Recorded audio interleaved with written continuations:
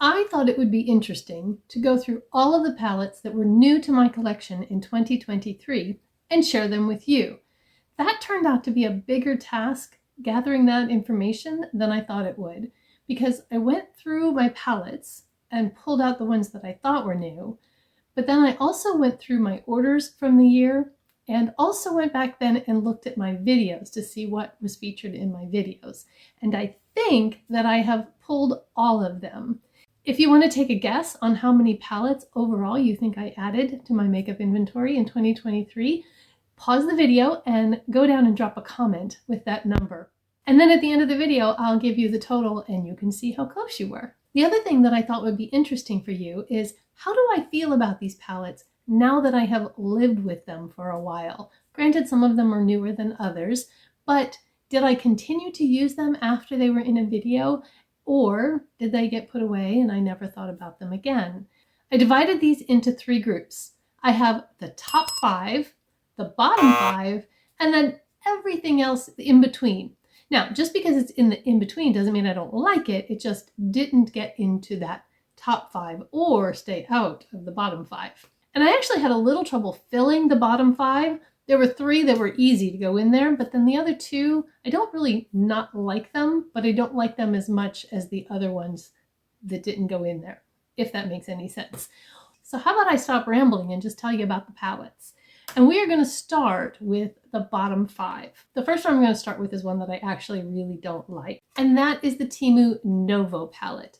And while it's not bad, you can create an eye look with this, and if you're new to makeup, it's nice because it's not super pigmented, but it also only has 1 shimmer, and the looks that you get with this are all going to pretty much look the same. That said, if I were traveling and there was a high likelihood that something might get broken, it's a great palette for that.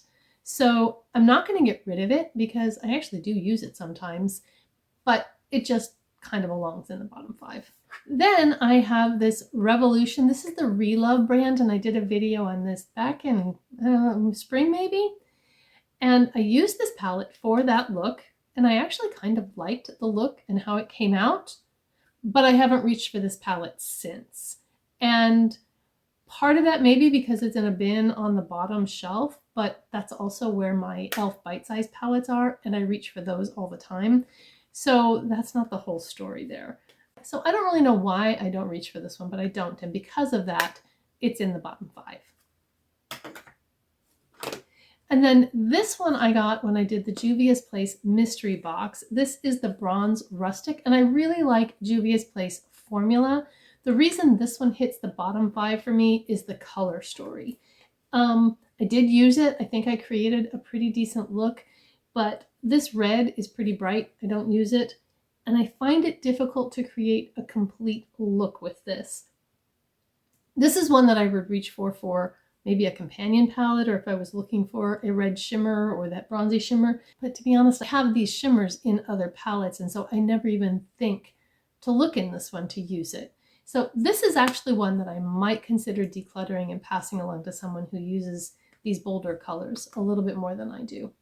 The next one in this category, I wasn't sure if it really belonged here or not, but I felt like I had to come up with 5 to make it balanced. I mean, I could have just done a bottom 3 and a top 5, but I don't know. That seems weird. So this is the LA Colors Charming palette.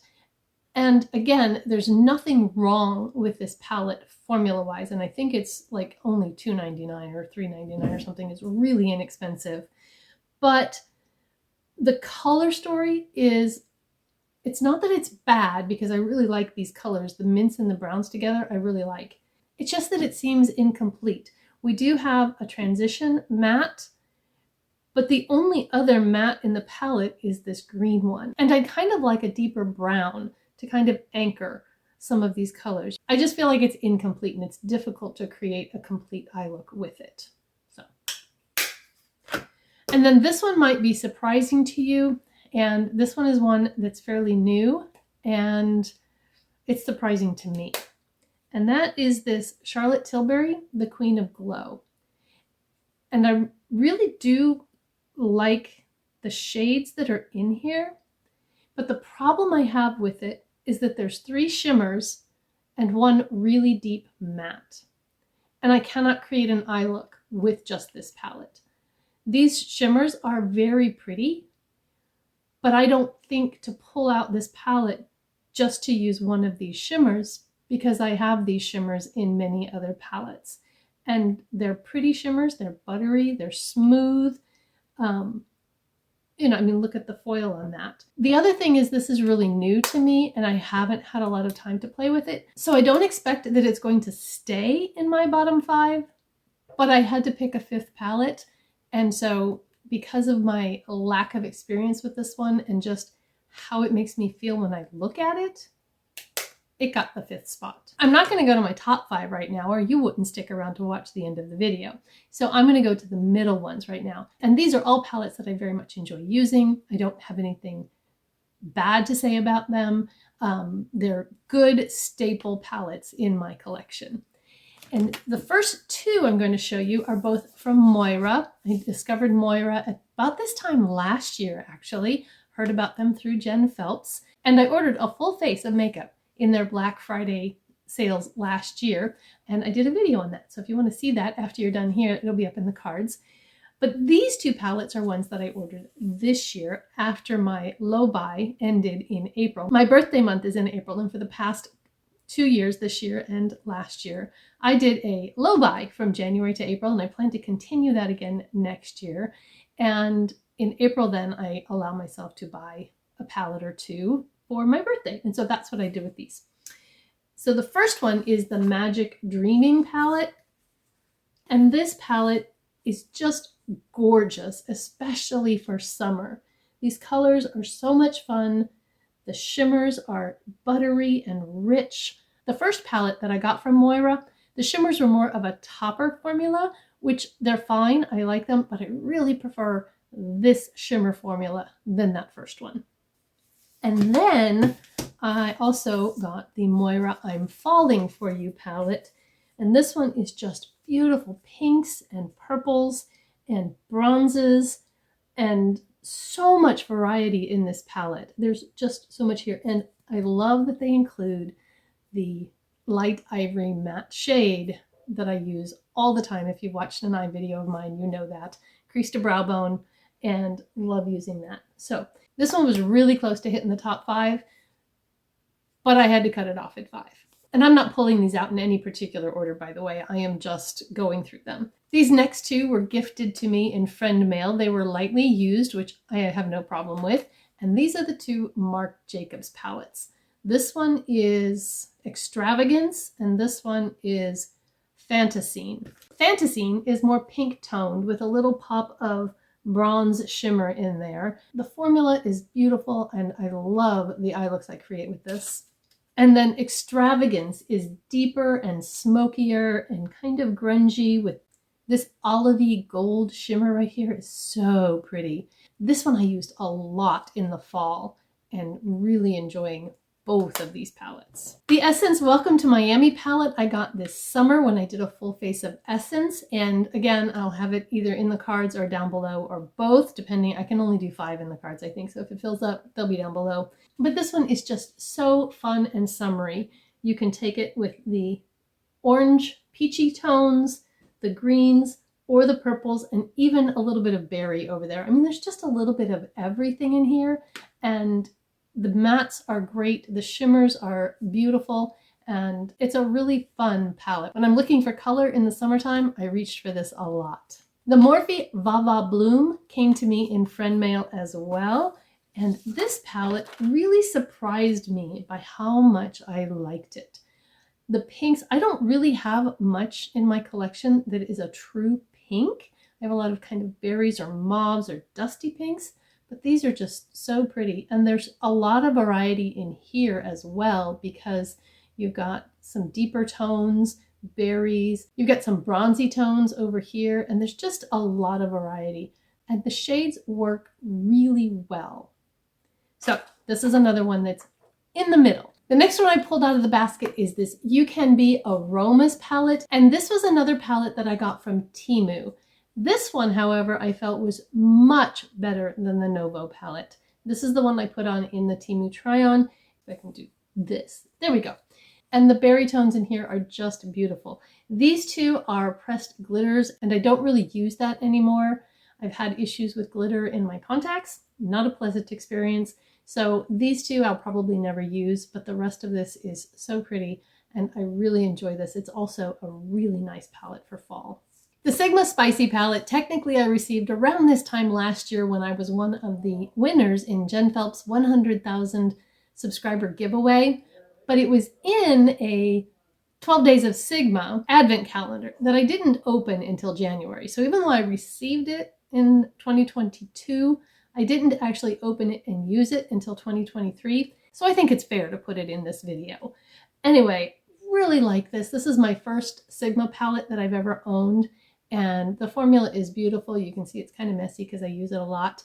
And it's just kind of a perfect fall palette. You've got this kind of pumpkin-y color over here, and then a little bit more of a wine here. I really enjoy this. In fact, it's what's on my eyes today. The Hard Candy Mantras palettes, this one is in Going Nude, Never Looking Back. I think, yeah, Going Nude, Never Looking Back.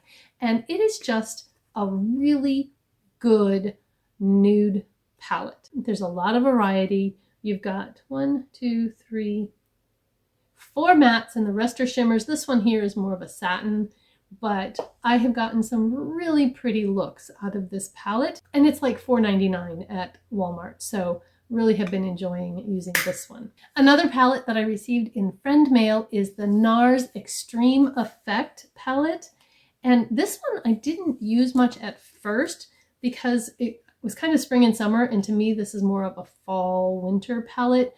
I mean, I will wear any palette all year round, but there are some that I do gravitate more towards because it reflects the clothing I'm wearing as well as the season. So I didn't really use this much when I first got it, but I've been using it this fall, and this is the only NARS palette I own as well, and it's a really nice formula, and these colors are really pretty. The eye looks tend to be kind of deep and smoky, but if you're in the mood for a deep and smoky look, this one will do the job for sure.